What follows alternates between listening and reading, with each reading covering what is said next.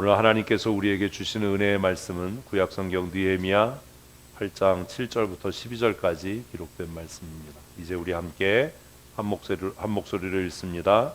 예수아와 바니와 세레바와 야민과 악굽과 사부대와 호디아와 마아세야와 그다와 아사랴와 요사밧과 하난과 블라야와 레위 사람들은 백성이 제자리에 서 있는 동안 그들에게 율법을 깨닫게 하였는데 하나님의 율법을 낭독하고 그 뜻을 해석하여 백성에게 그 낭독하는 것을 다 깨닫게 하니 백성이 율법의 말씀을 듣고 다 우는지라. 총독 느헤미야와 제사장 겸 학사 에스라와 백성을 가르치는 레위 사람들이 모든 백성에게 이르기를 오늘은 너희 하나님 여호와의 성일이니 슬퍼하지 말며 울지 말라 하고 느헤미야가 또 그들에게 이르기를 너희는 가서 살진 것을 먹고 단 것을 마시되 준비하지 못한 자에게는 나누어 주라. 이 날은 우리 주 성일이니 근심하지 말라. 여호와로 인하여 기뻐하는 것이 너희의 힘이니라 하고 레위 사람들도 모든 백성을 정숙하게 하여 이르기를 오늘은 성일이니 마땅히 조용하고 근심하지 말라 하니 모든 백성이 곧 가서 먹고 마시며 나누어 주고 크게 즐거워하니 이는 그들이 그 읽어 들려준 말을 밝히 알미로라. 아멘. 한동안 랩송이라고 하는 것이 유행했던 적이 있습니다. 우리나라 랩의 원조가 누군지 아세요? 모르세요? 서영춘 선생님이시잖아요. 인천 앞바다가 사이다라도 모르세요? 꽃보 없이는 못 마십니다. 먹어본 사람만이 그 맛을 안다라는 거죠. 여러분 신앙생활이 즐거우십니까? 거짓말하지 말고 거짓말하지 말고 정말 신앙생활이 기쁘고 즐거우십니까? 신앙생활이 기쁘고 즐겁지 않은 이유를 혹시 아시나요? 기쁘고 즐겁지 않다면? 그거 모르세요? 야구 좋아하시나요? 별로 안 좋아하시는군요. 축구 좋아하시나요? 뭐 대답을 안 해. 뭘 좋아? 돈 좋아하세요? 돈은 저도 좋아해요. 야구나 축구가 재밌어지려면, 농구가 재밌어지려면 먼저 경기 법칙을 알아야 됩니다. 경기 법칙 모르면 재미가 없어요. 고스톱도 미나토도 룰을 알아야 이게 재밌어지지 룰을 모르면 재미없습니다. 신앙생활이 왜 재미없어요? 똑같은 거예요. 룰을 모르는 거예요. 그냥 전도 받아서 예수 믿어야지 교회 나갔으면 좋겠어. 교회는 나오는데 룰을 몰라요. 그러니까 처음에 예수 믿을 때는 감격과 감동이 있었어요. 교회 가서 찬송하는 게 좋고 무슨 노래인지 모르지만 그 노래하면 눈물이 난다. 정말 감동이 된다. 내 마음이 찡하다. 근데 그건 거기까지예요. 이게 1년, 2년, 3년, 4년, 10년 이제 그 상태로 계속 가면 점점 재밌어져야 되는데 점점 재미가 없어져요. 왜요? 그 처음에 감동이 사라졌거든요. 그 하나님의 부르심이라고 하는 감동이 사라졌어요. 그러니까 재미가 없어요. 예배도 재미가 없어요. 그래서 한 10년, 20년 된 사람들의 공통된 그 고백이 뭐냐? 뭐겠어요? 난 예배가 재미없어. 난 요새 신앙생활하는 게 재미없어. 이게 공통된 결과예요. 막 뜨겁고 열심히 있을 때는 전도도 하고 교회 여러 가지 헌신도 하고 그래요. 근데 그때는 그 일 때문에 믿음이 있는 것 같았던 거예요. 일 때문에 신앙이 있는 것 같았던 거예요. 근데 그것이 이렇게 지나고 나면 시큰둥해지고 예배 앉아 있으면 따분하고 지겹고 재미가 없고 맨날 기도하자고 그러고 통성기도하자고 그러는데 할 말도 별로 없고 하나님 건강하시죠? 나도 잘 있습니다. 할 말이 없는 거야. 하나님 안부 묻고 내 안부 전하면 더 이상 할 말이 없어요. 이걸 왜 해야 되지? 근데 그만두기는 너무 오래 한 거죠. 30년 40년 했는데 어느 날 갑자기 나 교회 안 나갈란다 이러면 이제 교회가 호들갑을 떨면서 또 신방 와서 막 고문을 하고 왜 교회를 안 나오냐, 너 그러면 안 된다 막 이러니까 이걸 어떻게 해야 되지? 그래서 사실 떠난 사람이 용기 있는 사람이고 남아있는 사람이 비겁한 사람인지도 몰라요. 뭘 또 아멘이야. 진짜 그런 거예요. 그럼 문제가 뭐냐? 문제가 뭐라고요? 룰을 모르는 거예요. 신앙의 룰. 모든 경기에도 법이 있죠. 야구 봤는데 재미없는 이유가 요즘에 그 프로야구나 프로농구도 룰이 자꾸 바뀌니까 때로는 주심들도 선수들도 룰을 착각해서 정말 어이없게 게임이 진행되는 경우들도 있거든요. 근데 좀 예외는 화토는 룰을 모르고 칠 때 따는데 룰을 알면 잃게 되죠. 이런 이야기하면 재밌는데 성경 얘기하면 이제 졸려. 룰을 몰라서 그래요. 성경이 무엇인지를 알아야 비로소 신앙생활에 기쁨이 생기고 신앙이 성장합니다. 참 슬픈 일이 뭐냐 하면 교회가 성경을 가르치지 않는다는 거예요. 여러분 양심적으로 성경을 체계적으로 배워본 적이 있나요? 그냥 교회에 다녀서 성경을 배우는 건 고사하고 예배 참석하는 게 전부지, 교회가 그런 영적인 서비스, 신앙의 서비스를 제공하지 않는 거예요. 그리고 또 제공한다 해도 참여를 안 하는 거예요. 그리고 항상 뭘 입에 달고 살아요? 재미가 없어. 교회가 재미없어. 그래서 이제 그 재미를 부여하기 위해서 야유회도 가고, 야유회 간다고 하면 또 평일날 모이라고 하면 짜증내니까 이름을 교묘하게 바꿔서 야외 예배 이래서 일요일날 놀러 가고, 친목회 한다고 모여서 먹고, 꽃 피면 꽃놀이 가고, 단풍 들면 단풍놀이 가고, 더우면 바닷가 놀러 가고, 그게 신앙생활의 전부인 것 같은, 그게 오늘 우리의 모습이라는 겁니다. 그러니까 시간이 갈수록 신앙생활이 어때요? 재미가 없어요. 룰을 모르니까. 좀 고민을 해야죠. 성경이 뭐죠? 하나님 말씀이에요. 이거 뭐 다 알아요.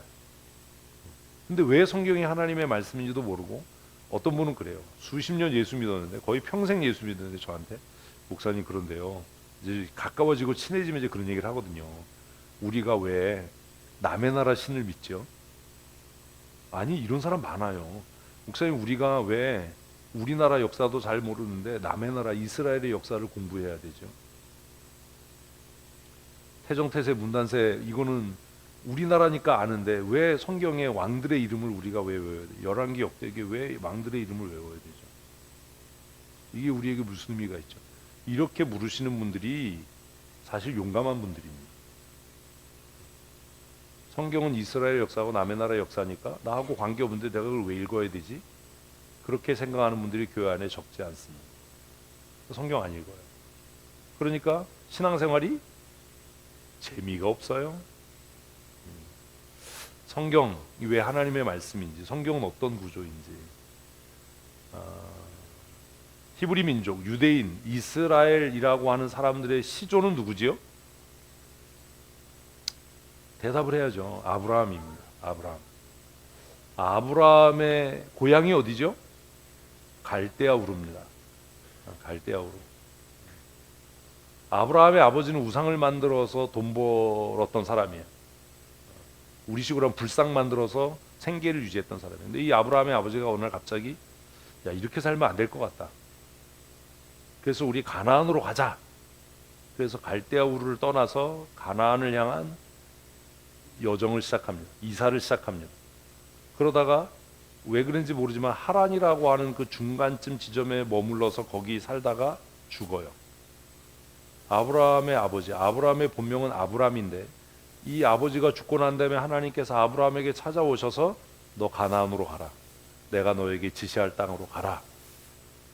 내가 내 말에 순종하면 내가 너를 복이 되게 하겠다. 그래서 시작된 게 이스라엘 민족, 히브리인, 유대인이라고 하는 민족의 형성입니다.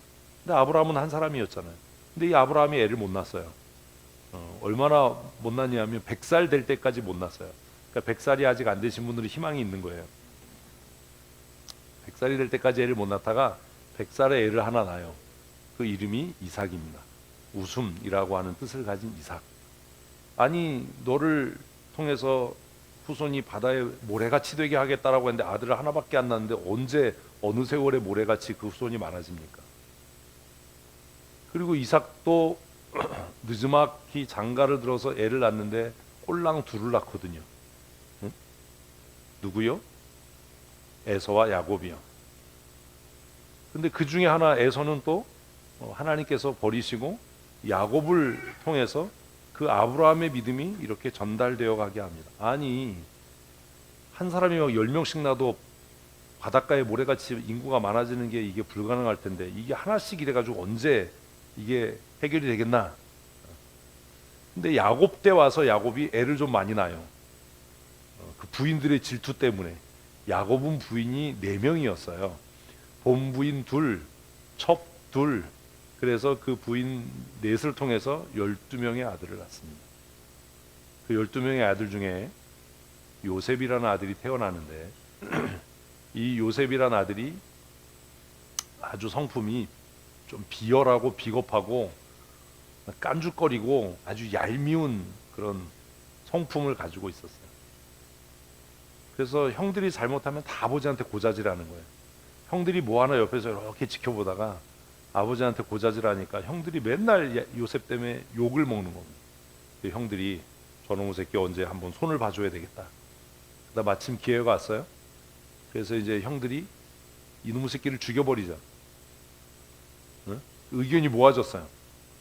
근데 가만히 생각해보니까 죽여봐야 뭐 좋을 게 없잖아요. 그래서 형들이 요셉을 팔아먹습니다. 성경 되게 웃기죠. 형이 동생을 팔아먹는 거예요. 그래서 요셉이 팔려서 애굽에 정착하게 되고, 그리고 그가 뭐 여러 가지 우여곡절을 겪다가 동화 같은 이야기, 우여곡절을 겪다가 요셉의 총리가 됩니다. 요셉의 총리가 된다. 애굽의 총리가 됩니다. 그러니까 제 정신을 빼놓지 마십시오. 여러분의 눈이 이렇게 힘이 빠지면 제 정신도 혼미해집니다. 애굽의 총리가 돼요. 그래서 우리는 아브라함, 이삭, 야곱, 요셉까지를 족장이라고 이야기하고, 여기까지를 족장시대, 족장들이라고 이야기해요. 그리고 요셉을 통해서 야곱의 12아들이 다 애굽으로 이주하게 됩니다. 애굽으로 이주할 때 가족의 총수가 70명이었습니다. 그들은 애굽에 살면서 세금도 안 내고 전쟁에도 안 나가고 아무것도 안 하고 밥만 먹고 애만 낳았어요. 400년 동안. 그래서 70명이 야곱을 통해서 애굽에 이사간 70명이 400년 만에 장정만 60만 명이 됩니다. 하나님께서 아브라함에게 약속하신 내 후손이 하늘의 별과 같이 바닷가의 모래처럼 될 거다라고 하는 약속이 언제요? 4대 후에 이루어지는 겁니다. 하나님의 약속이 금방 그렇게만 후딱 뭐 이루어지지 않는다는 거예요. 하나님이 정하신 때에 그 약속이 비로소 이루어져서 요셉을 통해서 70명이었던 아브라함의 자손들이 남자만, 성인 남자만, 20세 이상으로 성인 남자만 60만 명이 됩니다. 여기까지가 족장 시대. 그러니까 하나님께서 요셉을 통해서 이스라엘 백성들을 애굽으로 이주시킨 이유는 뭐예요? 번성하도록. 그 비옥한 땅에서 세금도 안 내고 전쟁에도 안 나가고 그냥 놀고 먹고 할 거 없으니까 애 낳고, 그래서 70명이 60만 명이 되는 그 놀라운 번영을 맛보게 합니다. 그리고 때가 됐을 때 하나님께서 모세라고 하는 지도자를 세워서 그들을 애굽에서 이끌어냅니다. 아브라함에게 약속하셨던 가나안을 향해 가게 하시는 거죠. 근데 모세가 이스라엘 백성들을 인도해서 가나안에 들어가는 게 꿈이었는데 그는 가나안에 들어가지 못합니다. 가나안이 내려다 보이는 산 위에서 그는 죽게 되고, 모세의 뒤를 이어서 여호수아가 이스라엘의 위대한 지도자, 두 번째 지도자가 돼서 이스라엘 백성들을 가나안에 정착시키는 일을 성공합니다. 그러나 여호수아 때에도 이스라엘 백성들은 가나안을 다 정복하지 못합니다. 왜냐하면 그 당시에 가나안은 지금과 좀 달랐던 것 같아요. 굉장히 땅이 비옥하고 윤택해서 그 땅에 사는 사람들은 거인족이든지 전쟁을 잘하든지 무기 제작을 월등하게 잘하는 타고난 사람들이었습니다.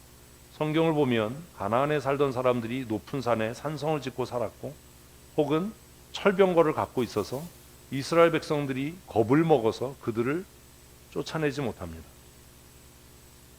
그래서 여호수아가 죽는 때까지도 이스라엘은 가나안을 다 정복하지 못한 채로 여호수아 시대가 끝나지요. 이스라엘은 뭘 잃었어요? 위대한 지도자를 잃었습니다.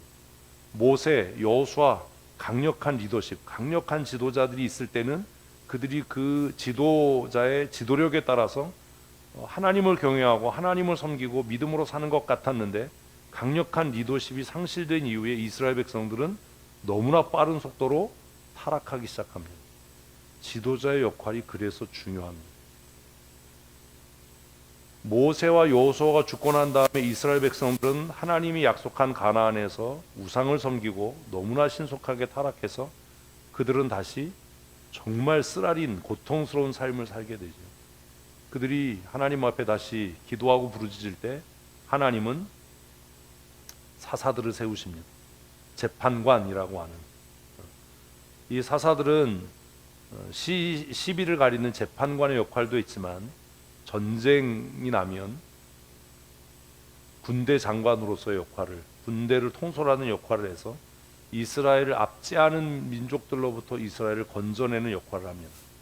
근데 이스라엘 백성들에게 정말 강력한 지도력을 갖고 있었던 지도자들이 없었기 때문에 그들은 사사들이 있는 동안에는 잠깐 하나님을 섬기는 것 같고 하나님의 말씀대로 사는 것 같다가, 사사들의 임기가 끝나면, 사사들이 죽거나 그 사역이 끝나면 이전보다 더 빠르고 심하게 우상을 섬기고 타락합니다. 그래서 멸망의 길로 가는 거죠. 그 사사의 마지막이 예수 믿지 않는 사람들로 자라는 삼손입니다.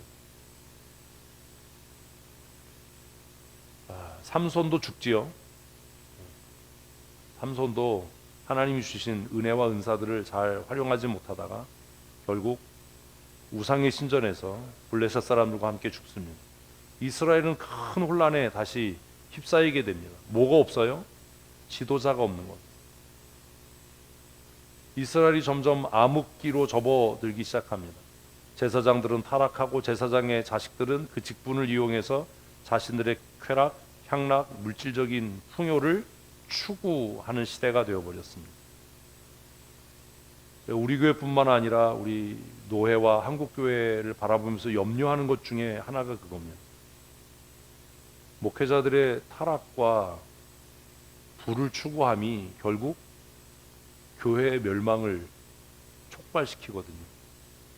교회는 외부의 도전 때문에 망하지 않습니다. 사사시대하고 똑같은 거예요.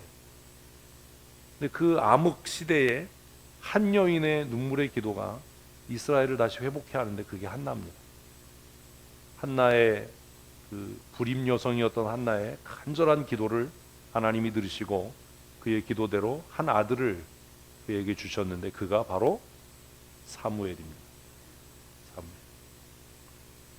그래서 모세로부터 사무엘까지의 시대는 종교 지도자, 강력한 지도력을 갖고 있었던 지도자들의 시대입니다. 근데 사무엘도 나이가 들지요. 근데 사무엘이 안타까운 게 뭐냐면 자신의 사역을 이어받을 후계자를 세우지 못했다는 거예요. 사무엘은 굉장히 독특한 신분의 사람이었습니다. 제사장이기도 하고 사사이기도 하고 선지자이기도 하고 왕이기도 하고, 그래서 그의 아들들은 태어나면서부터 그냥 사사였던 거지요. 제사장이었고, 근데 그 아들들은 아버지와 달리 뇌물을 받았고 공정한 판결을 하지 않았습니다. 그래서 이스라엘 백성들이 사무엘에게 요구하게 됩니다. 우리도 왕을 세워야 되겠다. 다른 나라처럼 모압과 암몬, 블레셋처럼 주변의 국가들처럼 우리도 왕을 세워야 되겠습니다. 왕을 세우게 해주십시오. 그래서 사무엘이 어쩔 수 없이 안타까운 마음이고 슬픈 마음이 들었지만 세운 초대 왕이 사울입니다. 사울은 이스라엘 백성들보다 키가 머리 하나 정도 더 컸다고 이야기해요. 그리고 잘생겼답니다. 잘생긴 사람 별로 그런 거죠. 사울이 처음 왕으로 부름받았을 때 그는 굉장히 겸손한 사람인 것 같았습니다. 그러나 그가 왕위에 오르고 난 이후에 그의 본성이 드러나는 거예요. 사람은요, 성공하고 나봐야 그의 본성이 드러나요. 그래서 열왕기 역대기를 읽으면 가난하고 힘들 때는 하나님을 섬겼던 왕들이 부유하고 성공하면 하나님을 배반하는 일들을 우리는 역대기와 열왕기를 통해 보게 됩니다. 형통했을 때 하나님을 배반하더라. 그게 그 사람의 뭐라고요? 본성이에요. 권력을 쥐었을 때, 부자가 됐을 때, 높은 자리에 올랐을 때. 사울은 급격하게 타락하게 됩니다. 그리고 그의 생애 마지막에 신접한 여자를 찾아가서 자신의 미래를 점치게 되지요. 그 일로 그는 그의 아들들과 함께 길보아산에서 죽임을 당합니다. 그 두 번째 왕으로 세워진 사람이 다윗입니다. 다윗은 하나님 보시기에 정직했고 사도행전에서 신약의 사도행전에서 하나님의 마음에 합당한 자였다라고 기록이 됩니다.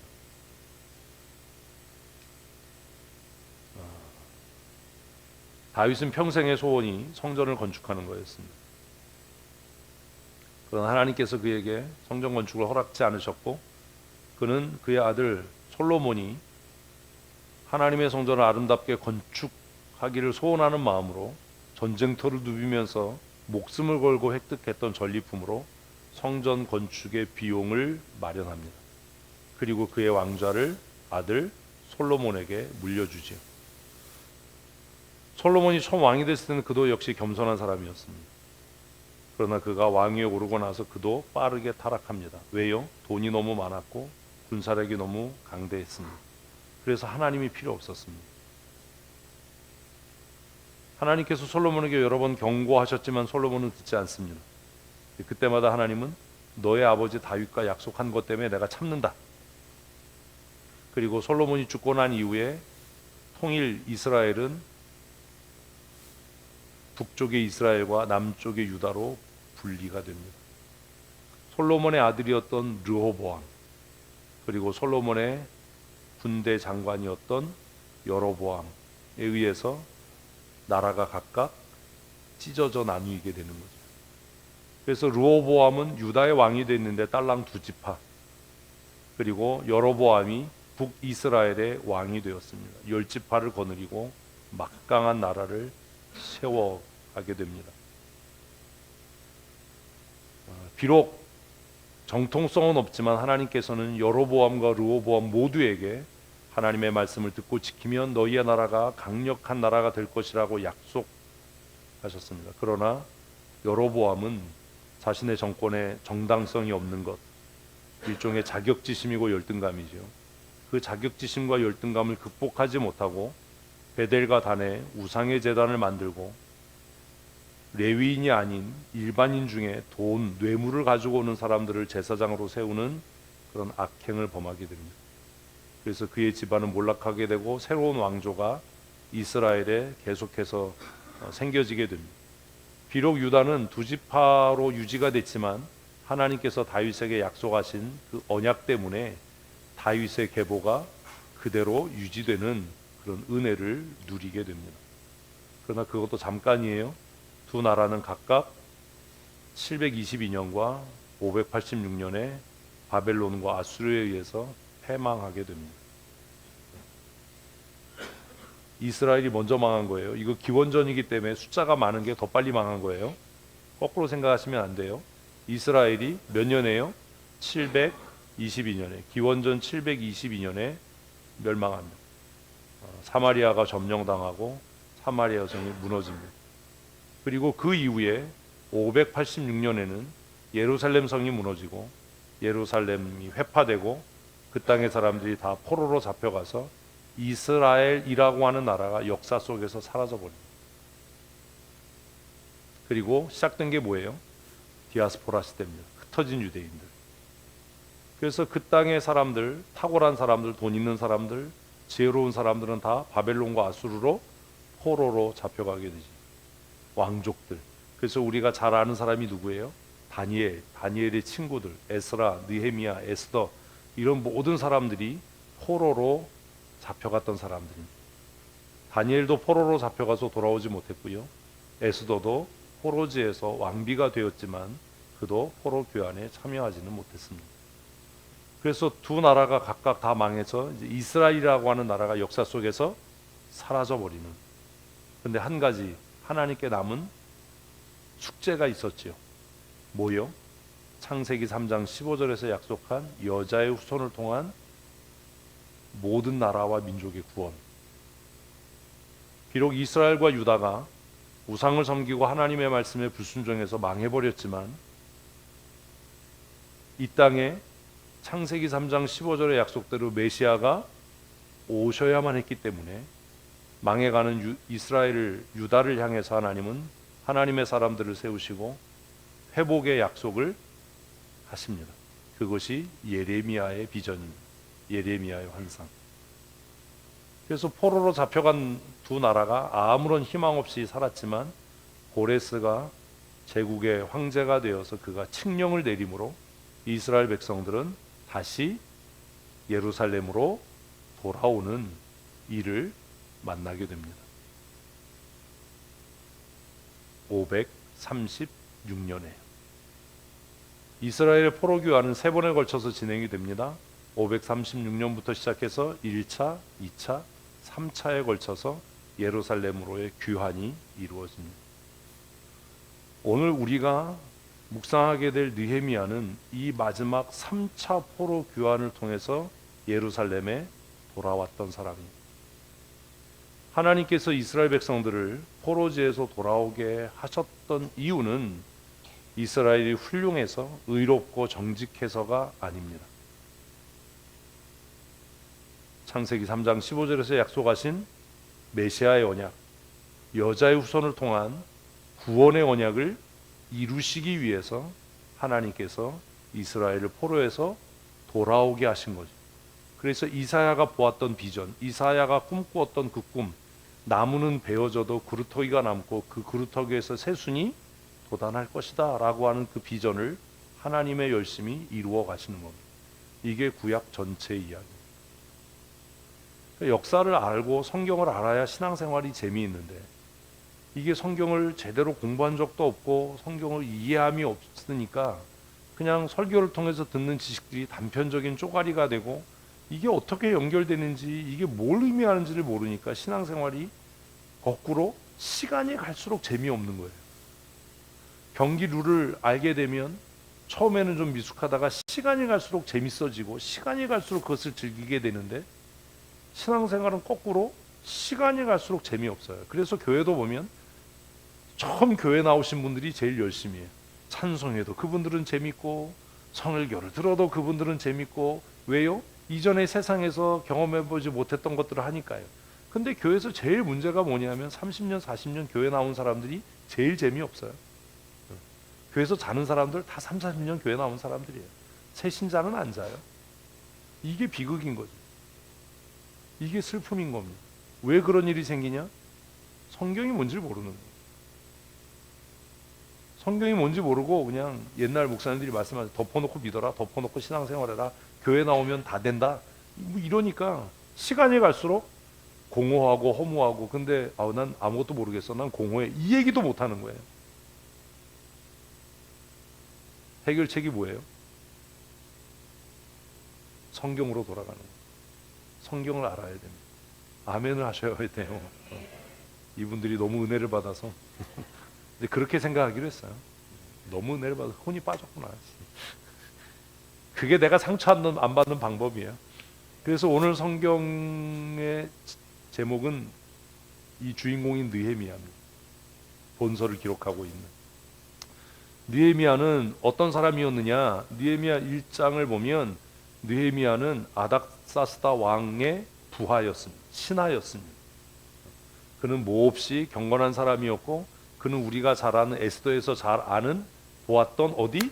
수산성에서 왕궁에서 공무원 생활했던 분이 느헤미야입니다. 그러니 이 사람이 얼마나 탁월했느냐, 얼마나 뛰어났느냐.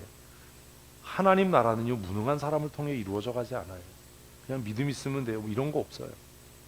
에스라, 느헤미야, 에스더, 다니엘 다 어땠다고요? 탁월한 사람들. 교회 열심히 나와서 뭐 교회 일하고 이게 아니라 세상에서도 탁월한 사람들. 얼마나 탁월했으면 포로인데 총리가 됐겠습니까? 얼마나 탁월하고 뛰어났으면 포로로 잡혀왔는데 왕궁에서 일하는 고급 공무원이 되었겠습니까? 느헤미야도 왕궁에서 일했던 사람입니다. 그는 어떤 사람이었습니까? 그는 비록 포로지에 살았지만 그의 마음은 항상 예루살렘 성전을 사모하는 사람이었어요. 여러분 이렇게 주일에 교회 나와서 예배하는데 양심에 잠깐 손을 얹고 생각을 해보십시오. 지난 일주일 동안 정말 예배를 사모하셨습니까? 교회를 사모하셨습니까? 지난주 중에 다른 교회 어떤 집사님을 만났는데 목사님들이 교회 안 계신다고. 그리고 목사님들이 자기가 교회 안 있으니까 성도들에게 뭐라 그런다고요? 교회 오지 마라. 자기 교회 맨날 잠겨 있다고 그러더라고. 목사님네 교회는 안 잠겨서 우린 밤에도 안 잠근다. 밤이고 낮이고 우린 달려있다. 내가 전화 안 받기로 우리 노회에서 유명한 사람인데 왜 전화를 안 받냐면 교회에 있기 때문이다. 만나려면 교회로 와라 전화하지 말고. 항상 교회에 있다. 월요일 날도 교회에 있다. 누가 신앙생활에 기쁨을 누리고 은혜를 받아요? 아니 얘기했잖아요. 성전을 사모하는 자. 구약이니까. 예배는요 주일날 와서 예배 참석한다고 은혜를 받는 게 아니에요. 그렇게 하니까 예배가 재미없는 거예요. 일주일 동안 뭘 해야 돼요? 예배를 사모해야 돼. 예배를 사모해야 돼. 그런 마음이 없는 거예요. 목사가 되고 집사가 되고 장로가 되고 권사가 됐는데도 예배를 사모함이 없어요. 그냥 일주일 내내 응? 진짜 속된 말로 똥 마려운 강아지처럼 여기저기 빨빨거리고 돌아다니고 막 바쁘고 분주하게 살고 이러지 예배를 사모함이 없어요. 일주일 내내 그렇게 분주하게 돌아다니고 막 그랬으니까 주일에 와서 가만히 앉아 있으면 어때요? 좀이 쑤시지요. 일주일 내내 그래 보질 않았으니까. 일주일 내내 그렇게 막 분주하게 살았으니까 가만히 앉아 있으면 뭐가 와요? 그분이 와요. 그분이 천하장사도 못 이기는 그분이 세상에서 제일 무거운 게 뭐라고요? 눈꺼풀이요. 그분이 오는 거예요. 그 예배하는 태도만 보면 일주일을 어떻게 살았는지 가늠할 수 있어요. 내가 뭐 경건하게 살기는. 느헤미야가 어떤 사람이었다고요? 비록 포로지에서 왕궁에서 보장된 미래, 안락한 삶, 부유한 삶, 권세 있는 삶을 살았지만 그는 뭘 사모하는? 성전을 사모하는, 주의 전을 사모하는 그런 사람이었어요. 그래서 하나님께서 이 사람을 통해 역사하는 거예요.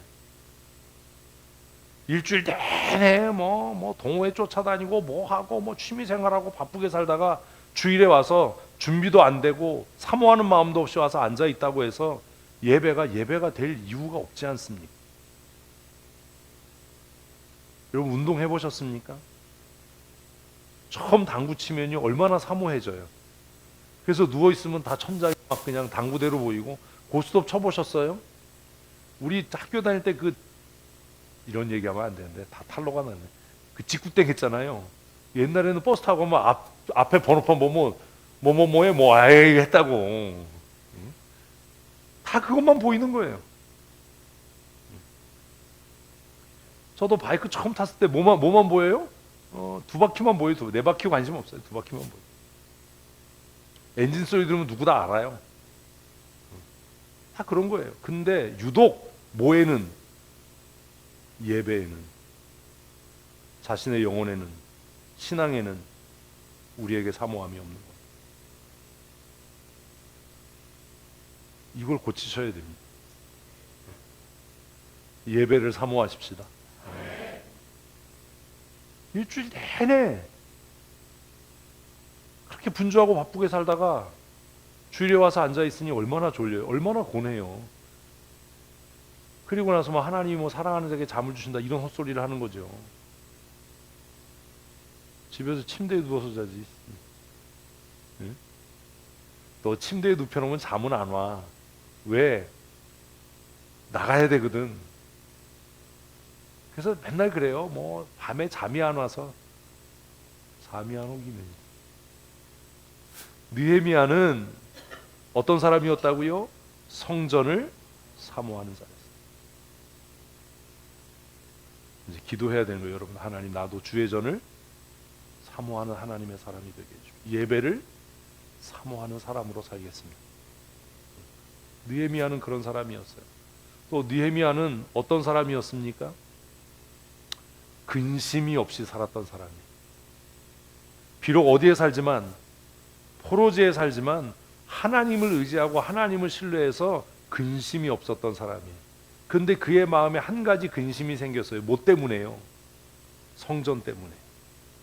여러분 교회 때문에 근심해 본 적 있으세요? 네?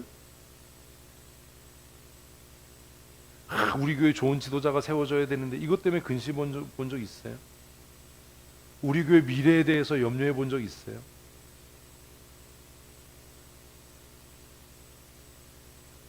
느헤미야는 그런 사람이에요. 그냥 하나님께서 아무나 쓰시는 게 아니에요. 느헤미야는 어떤 사람이에요? 회개할 줄 아는 사람이었어요. 우리는 얼굴이 두껍고 양심의 털이 나서 변명하고 핑계할 줄 아는데 회개는 안 해요. 보십시오. 느헤미야가 잘못한 겁니까? 아닙니다. 느헤미야는 지금 왕궁에서 편안한 삶을 삽니다.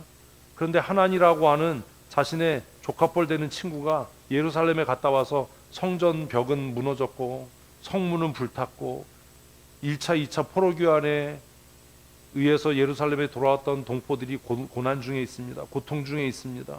조롱과 핍박을 당합니다. 그 얘기를 듣고 느헤미야는 뭐 했다고요?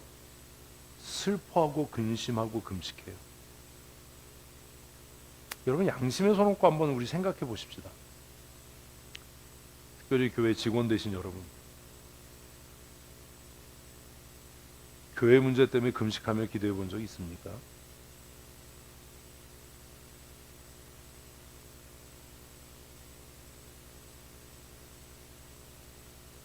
네? 교회가 뭐 금식하자 이런 거 말고 목사가 마음에 안 들 때 목사 위에서 금식하고 기도해 본 적이 있습니까? 뒤에서 비난하고 입방아 찍고 네? 불평하고 불만을 얘기할 줄 알아도 금식하고 기도해 본 적이 있습니까? 교회가 어려운 일을 만날 때 교회 성도들이 힘들고 어려운 삶을 사는 것을 보고 금식해 본 적이 있습니까? 그러고도 우리가 장로고 권사라고 집사라고 권리를 주장할 수 있겠습니까?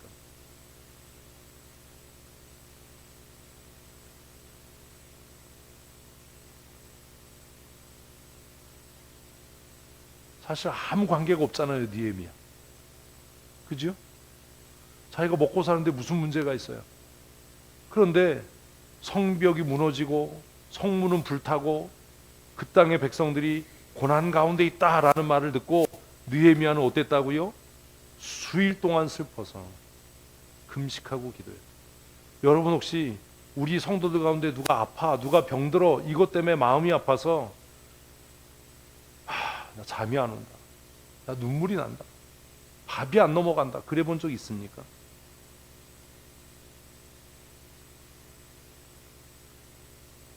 그런 마음이 없다면 여러분은 지도자 아닙니다.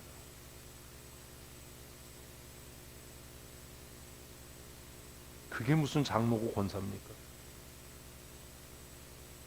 성도가 어려운 일을 만나고 고통을 당하면 성경 찬송 챙겨서 신방 가고 뭐 이럴 게 아니라 그의 아픔을 위해 하나님 앞에 금식하고 슬퍼하고 애통해야 할 줄 알아야죠. 그게 지도자죠. 느헤미야는 그런 사람이었어요. 내가 이 말을 듣고 1차, 2차 포로교환을 통해서 예루살렘에 돌아간 내 동포들이 고난당하고 수치를 당한다라는 말을 듣고 앉아서 울고 수일 동안 슬퍼하고, 우리는 내가 욕먹고 내가 부끄러움 당하고 내 기득권이 침해되고 이것 때문에 승질내고 부끄러워할 줄은 알아도 성도들이 힘들고 어렵고 환난당하는 일 때문에는 슬퍼지지 않고 금식하고 기도할 줄 모르고 애통해 할 줄 모르는, 그러면서도 지도자라고 이야기하는,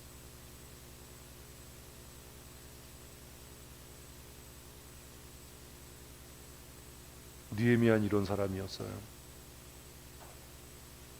그리고 그가 비로소 하나님 앞에 기도하기 시작합니다. 5절 말씀 읽습니다. 이르되 하늘의 하나님 여호와, 크고 두려우신 하나님이여, 주를 사랑하고 주의 계명을 지키는 자에게 언약을 지키시며 긍휼을 베푸시는 주여 간구하나이다. 예레미야는 어떤 사람이었어요? 하나님이 어떤 분인지를 아는 사람이었어요. 예레미야 어떤 사람이라고요? 하나님이 어떤 분이신지를 명확하게 알고 있는 사람이었어요. 성경 왜 읽어야 돼요? 지도자들이 하나님이 누구신지를 알아야 어떻게 기도해야 될지 알잖아요. 하나님이 누구신지도 모르는데 무슨 기도를 하고 그게 무슨 기도입니까? 느헤미야는 이 상황에 내가 어떤 하나님 앞에 무엇을 기도해야 될지를 아는 지도자였어요. 하나님을 뭐라고 이야기합니까? 언약을 지키시는 하나님, 긍휼을 베푸시는 하나님. 하나님은 언약을 지키시고 진노 중에도 긍휼을 베푸시는 하나님이신 것을 내가 알아서 하나님 앞에 뭐 합니다? 이제 간구합니다. 하나님이 누군지를 알아야죠. 그냥 자기에게만 관심이 있고 자기 생각에만, 자기 뜻에만 관심이 있어서 뭐 회의를 하면 내 생각이는만 얘기하지 하나님의 뜻은, 하나님의 말씀은 이야기할 줄 모르는, 그게 정말 하나님의 뜻이냐? 그게 하나님이 원하시는 바냐? 그게 하나님의 말씀이냐?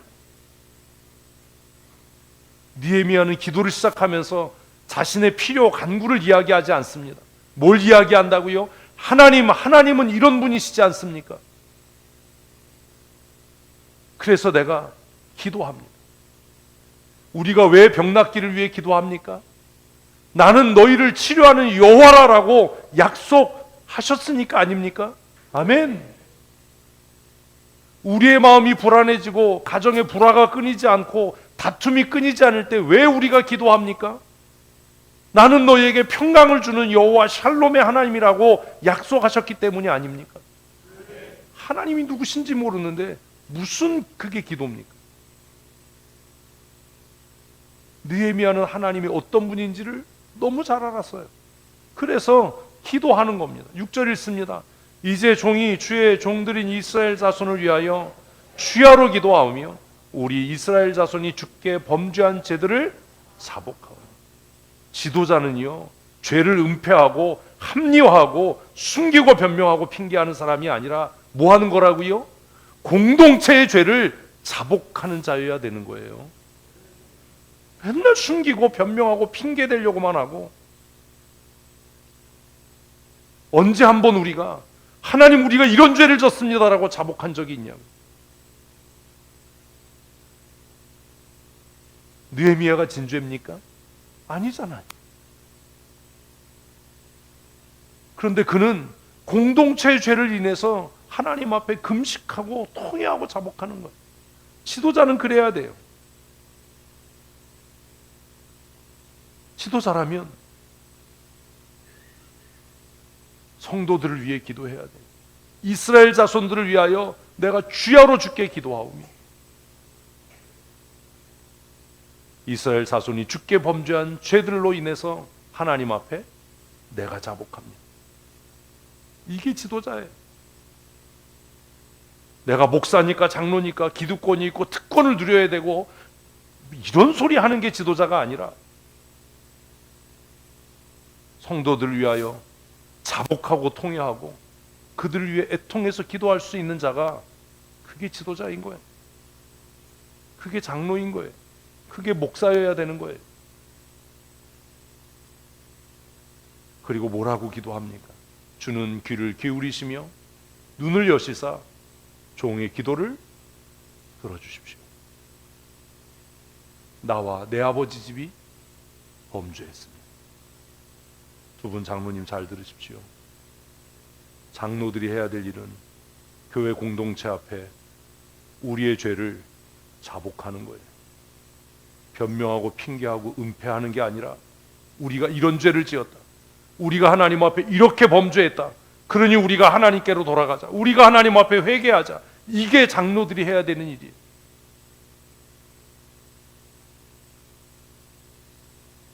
그래야 하나님께서 우리의 기도를 들으신다라는 것. 그래야 하나님께서 우리를 치료하시고 회복해 하신다는 것. 하나님, 우리가 하나님 앞에 이렇게 범죄했습니다. 여러분이 지금 제일 듣기 싫은 소리가 그거잖아요. 우리가 과거 이런 죄를 지었다. 그거 듣기 싫어서 눈 감고 그냥 뭐 안 들은 척하고 못 들은 척하고. 우리가 우리의 죄를 숨기고 은폐한다고 해서 그 죄가 사라지지 않습니다. 그 죄로부터 자유로울 수 있는 유일한 방법은 하나님 앞에 자복하는 것. 느헤미야가 했던 게 그거예요. 같이 읽습니다. 주를 향하여 크게 악을 행하며 주께서 주의 종 모세에게 명령하신 계명과 율례와 규례를 지키지 아니하였나이다. 옛적에 주께서 주의 종 모세에게 명하여 이르시되 만일 너희가 범죄하면 내가 너희 여러 나라 가운데 흩을 것이요. 느헤미야 어떤 사람이에요? 성경을 너무 잘하는 사람이에요. 지도자는 이래야 돼요. 장로 될 때 성경 고사 보려고 성경 공부하고 그게 다고, 물으면 답도 못하고 성경 내용도 모르고.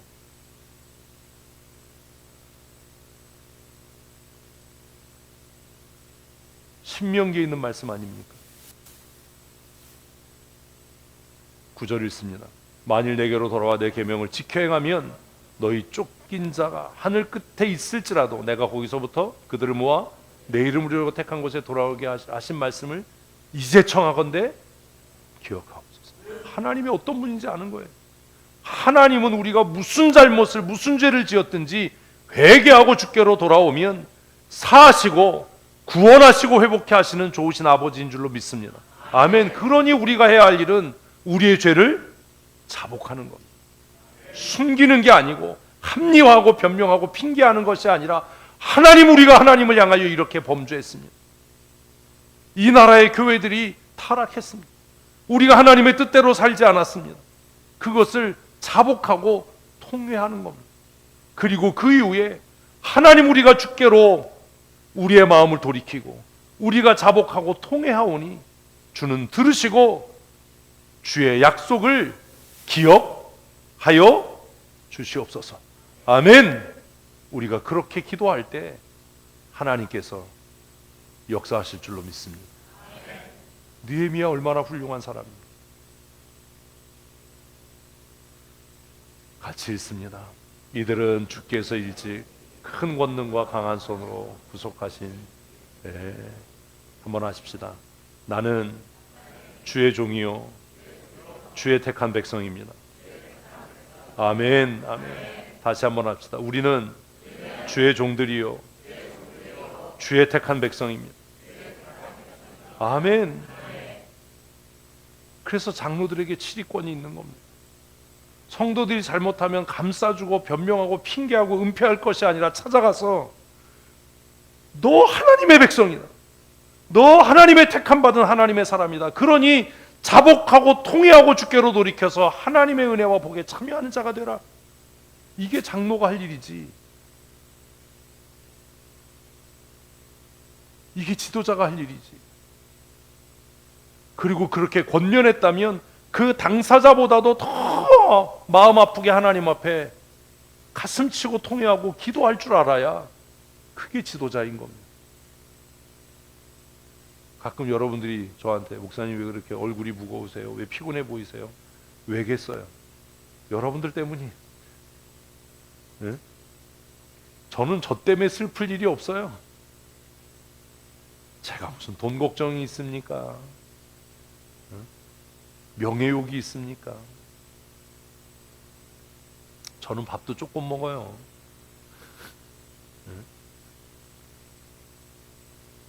제 마음이 아프고 상하는 것은 우리 교회가 하나님의 말씀대로 때로 순종하지 않고 성도들이 하나님의 뜻대로 살지 않는 것 때문에 마음이 아픈 거지, 무슨 다른 이유가 뭐가 있겠습니까? 저는 부자 될 욕심도 없고요, 누가 뭐 알아주는 거 불편하고요, 출세하고 성공하고 싶은 마음도 없어요. 제 평생 소원은 딱 하나예요. 천국 가는 거. 그게 다예요. 지도자는 이런 겁니다. 지도자로 산다는 건 이렇게 사는 겁니다. 지금 얼마나 멀리 떨어져 있습니까? 수산성 왕궁에서 느헤미야는 하나님의 약속을 붙잡고 범죄한 자기 민족으로 인해서 금식하며 슬퍼할 줄 아는 신실한 하나님의 사람이었습니다. 그러니 하나님께서 왜 느헤미야의 기도를 듣지 않으시겠습니까?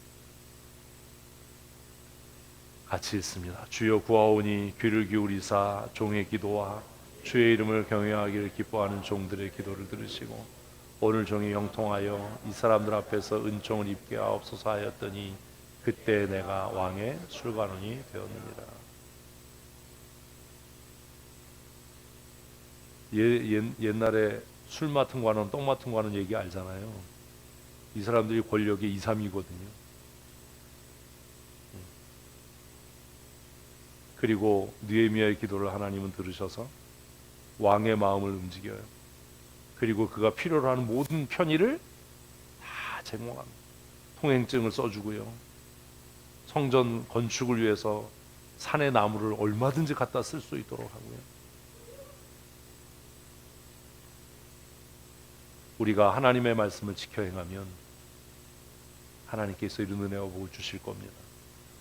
그래서 느헤미야는 평안하게 예루살렘으로 돌아옵니다.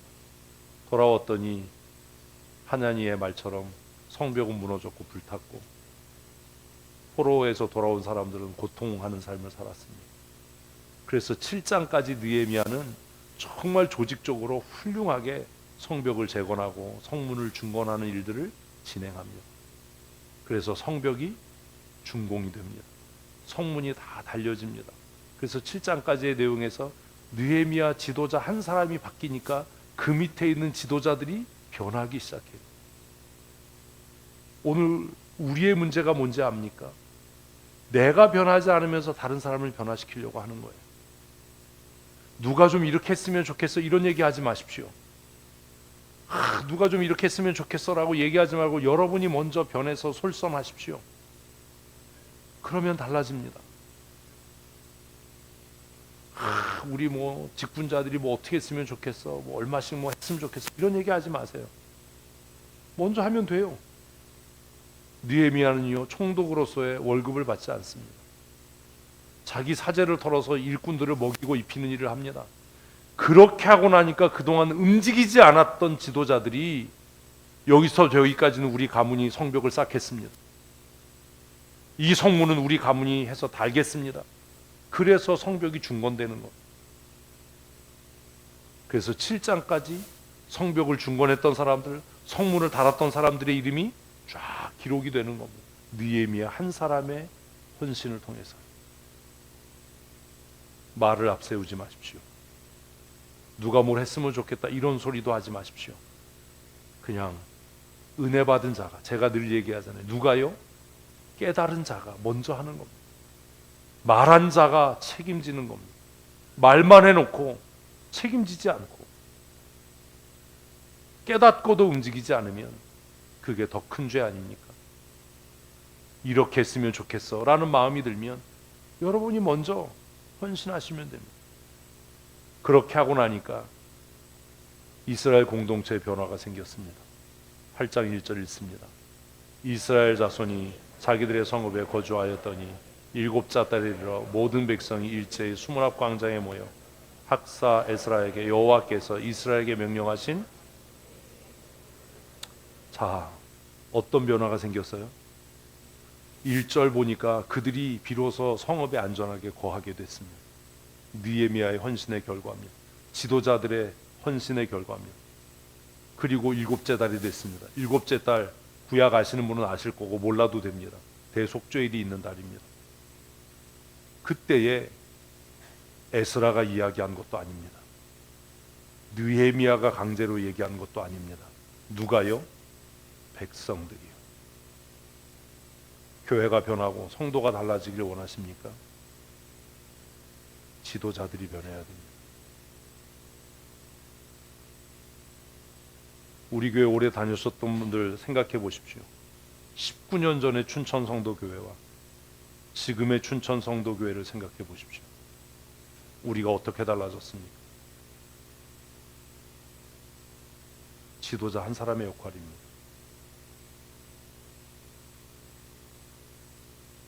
그 변화를 불러올 수 없다면 그는 지도자가 아닙니다.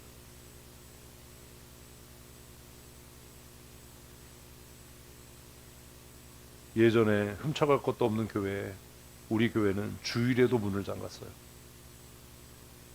예배 끝나면 철문 걸어 잠갔어요.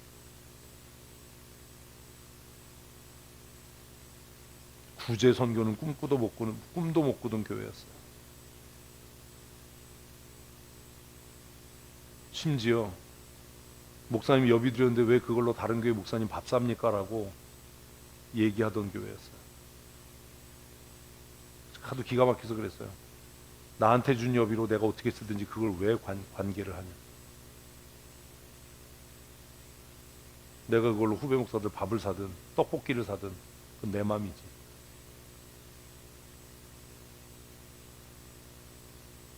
지금 우리 춘천 성도교회는 어떤 교회입니까? 지역에서 존경받는 교회 아닙니까? 너무 웃기잖아요.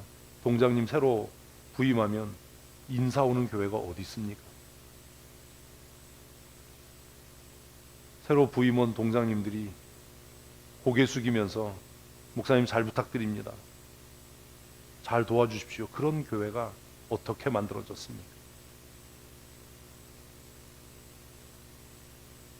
시장이 그냥 조용히 와서 예배하고 가는 교회, 그게 그냥 그렇게 된 거라고 생각하십니까? 춘천시찰의 목사들이 부러워하고 본받고 싶은 교회, 그냥 된 거 아니지 않습니까? 이제는 여러분들의 차례입니다. 여러분들이 변해서 교회가 새로워지고 춘천시가 새로워지고 한국교회를 변화시키는 그런 교회 되었으면 좋겠습니다. 지난주에 차 빌려 가시는 선교사님이 그러더라고요. 전화해서 제가 통화를 했는데 맨 처음엔 목사님 사용료가 얼마입니까? 사용료 없습니다. 와서 그러더라고요. 여자 선교사님들이 의심이 많은가 봐요. 사기인지 알았대요. 우리 교회가 이상한 교회인 줄 알았대요. 왜요? 그런 일이 없으니까. 아무 조건 없습니다. 편하게 쓰시면 됩니다. 뒷조사를 해봤대요. 그랬더니 교단이 합동치기더래요. 응? 합동측 교회 이런 교회가 있어. 그 또 뒷조사를 해봤더니 목사님 GMS 일하셨어요. 그러면 자기들은 GMS가 너무 부럽다고. 우리나라 선교단체 중에 제일 크니까 제가 쓱 목에다 힘주고 그랬죠. 제가 부의사장까지 했습니다. 조금 잘난 척을 했어요. 근데 거기엔 별로 감동을 안 하더라고요. 나중에 목사님 합동측 교단도 아닌데 어떻게 타교단 선교사에게 이렇게 차를 내어주십니까? 제가 또 웃으면서 잘난 척했죠. 합동측 가는 천국이 따로 있고 통합측 가는 천국이 따로 있겠습니까? 우리가 다 하나님 나라를 위해 힘쓴다면 서로 위로하고 서로 돕는 것이 마땅하지 않겠습니까? 번거롭고 귀찮으실 텐데 어떻게 이런 일을 하시지요? 그래서 집사들을 못 시키는 겁니다. 이거 담당자가 있을 텐데 목사님이 하세요. 그 친구들 다 돈 벌러 갔습니다. 그 친구들의 사명은 돈 열심히 벌어서 헌금 열심히 하는 것. 막 웃으시더라고요. 지도자의 변화가 뭘 가져와요? 백성들의 변화를 갖고 왔어요. 하나님의 말씀에 관심이 없던 그들이 모세의 율법에 관심을 갖기 시작했어요. 학사 에스라에게 당신이 성경 잘하니까 우리에게 모세의 율법책을 듣게 해줘라. 그게 1절입니다. 더 놀라워요. 그래서 7월 달에 누구요? 알아들을 만한 모든 사람. 여러분은 알아들을 만한 분들인가요? 못 알아들을 만한 분들? 저는 주일학교 아이들도 알아들을 만한 귀가 있다고 생각해서 다 함께 예배하는 겁니다. 성경이 그렇게 이야기하니까. 곧 남자나 여자나 알아들을 만한 모든 사람을 모았습니다. 그들이 수문앞 광장에 모여들었습니다. 그들은 새벽부터 정오까지 몇 시간이요? 6시간이요. 여러분 예배 6시간 해본 적 있으십니까? 예배가 길다고요? 힘들다고요? 새벽부터 오전 6시부터 점심시간까지. 왜 점심시간까지였을까요? 밥은 먹어야 되잖아요. 점심시간까지 성경을 낭독하는 거예요. 더 놀라운 게 뭔지 아세요? 같이 읽습니다. 그때 학사 에스라가 특별히 지은 나무강단에 서고, 그 옆에 섰던 사람들인데요, 나무강단이라는 단어를 원어를 보면 높은 성, 성벽, 망대라는 뜻이 같이 있어요. 그러니 그들이 말씀을 듣기 위해서 어떻게 했다는 거예요? 얘를 새로 만든 거예요. 이 단을 새로 만든 거예요. 어떻게 해요? 아주 높게 해요. 뭘 볼 수 있어요? 말씀을 듣는 태도요. 우리가 안 되는 게 뭔지 아세요? 태도가 틀려먹은 겁니다. 그들은 말씀을 듣기 위해 특별히 강단을 만들었습니다. 성벽처럼 높은, 망대처럼 높은 강단을 만들어서 그 위에 에스라가 서게 했습니다. 제가 영국에 재직 세미나 하러 갔을 때 그 목사님이 정말 여러 개혁교회들을, 지금은 다 뭐 망해버렸지만 예전에 그 유명했던 정말 유명했던 설교자들이 섰던 강단이 있었던 교회들을 저를 데리고 갔는데 그때 놀랐어요. 이 너무 높은 거예요. 그리고 이렇게 안 넓어요. 한 사람 딱 올라가게 만들었어요. 달팽이 계단을 돌아서 올라가면 딱. 왜요? 말씀 전하는 자의 권위를 높이기 위해서. 야, 높다. 올라가 봤더니 까마득해. 목사님 올라가서 서보시라고. 아, 이랬구나. 우리의 조상들, 개혁주의자들은 이랬구나. 신앙생활을 이렇게 했구나. 의자가 직각이에요. 뭐 옆으로 기울여 앉을 수도 없고 퍼질러 앉을 수도 없어요. 나무 의자가 직각이니까. 반듯하게 앉아서 들으라는 거예요. 근데 반듯하게 앉아서 듣는 게 아니라 에스라가 말씀을 전할 때 그는 특별히 지은 나무 강단에 섰고 그 옆에 많은 사람들이 섰어요. 왜요? 말씀의 권위를 높이기 위해서입니다. 이 전통이 개혁교회에 남아서 말씀을 전할 때 강단에 의자를 놓고 장로들을 앉혔던 겁니다. 근데 시간이 지나면서 그게 덕이 안 됐던 거예요. 앉아서 졸거든요. 그래서 강단의 의자를 없애버린 겁니다. 강단의 의자를 왜 놨냐? 이해되십니까? 에스라가 특별히 지은 강단에 섰을 때 오른쪽에 섰던 사람들, 왼쪽에 섰던 사람들. 그래서 에스라가 전하는 말씀의 권위를 더하고 높였던 겁니다. 그리고 백성들은 에스라가 성경책을 펼 때 다 자리에서 일어섰습니다. 그러니 이스라엘 백성들은 6시간 동안 서서 말씀을 들은 겁니다. 뭐 허리가 아프고 뭐 어쩌고 저쩌고 이미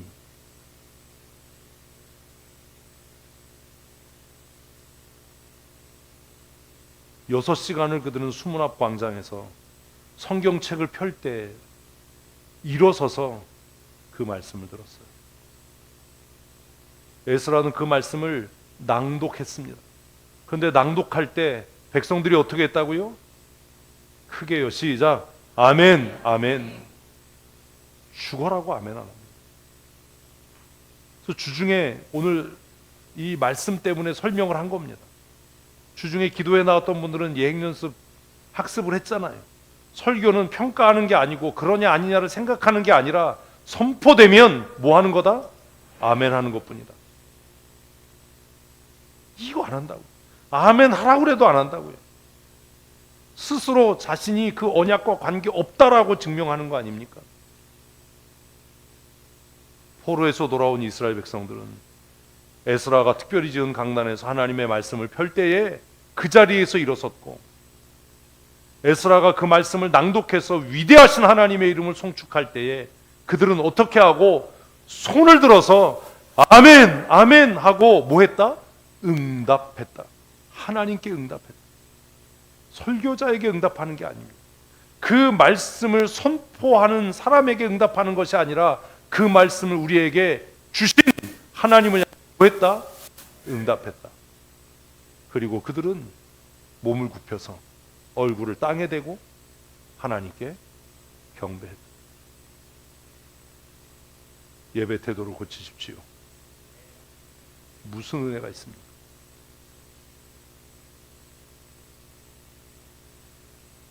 너무나 많은 사람들이 모여서 하나님의 말씀을 낭독하니까 무슨 문제가 생겨요? 이해를 못하는 사람들이 있는 겁니다. 두 가지 측면에서 그렇습니다. 하나는 히브리어를 못 알아듣는 사람도 있었을 거고, 그 의미를 깨닫지 못하는 사람도 있었을 겁니다. 그래서 많은 사람들이, 백성들이 서 있는 그 사이사이를 돌아다니면서 설명해 주기 시작했어요. 사실 지금 교회가 안 되는 이유가 이거예요. 하나님의 말씀을 선포하고 전하고 가르치면 진장들이, 주일학교 교사들이, 장로와 집사와 권사들이 그 말씀을 성도들이 뭐하도록? 깨닫도록 설명해야 되는데 자기도 이해를 못하는 거예요.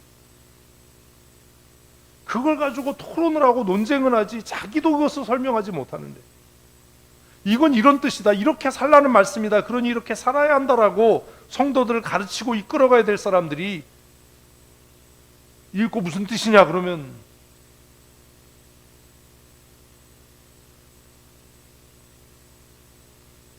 그게 문제인 거예요. 세움을 받았던 사람들이 에스라는 말씀을 읽고 지도자들이 회중들 사이에서 백성들에게 말씀을 깨닫게 했습니다. 그러니 백성들이 그들의 가르침을 통해 뭐 하기 시작했어요? 깨닫기 시작한 겁니다. 그래서 그거라도 하라고 제가 힘들고 피곤하고 정말 과로로 죽겠다 이런 생각이 들어도 말씀 묵상 학교를 쉬지 않는 겁니다. 여러분들은 쉬면 좋잖아요. 저도 쉬면 좋죠. 제가 왜 그걸 하는데? 잘 배우고 잘 깨달아서 당신들이 성도들에게 가르쳐야 될 거 아니냐. 그래야 교회가 말씀대로 설 거 아니냐. 죽어라고 안 나와요. 성경 배우면 큰일 날까 봐.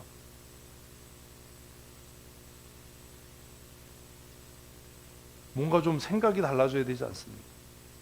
내가 배워서 나만 하는 것이 아니라 이제는 그것들을 누군가에게 전하고 증거하고 가르쳐야 한다라고 하는 책임감이 있어야 되지 않습니까?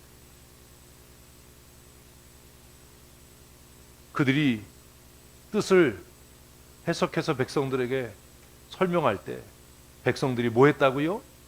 다, 하나도 빠짐없이 다 깨달았어요.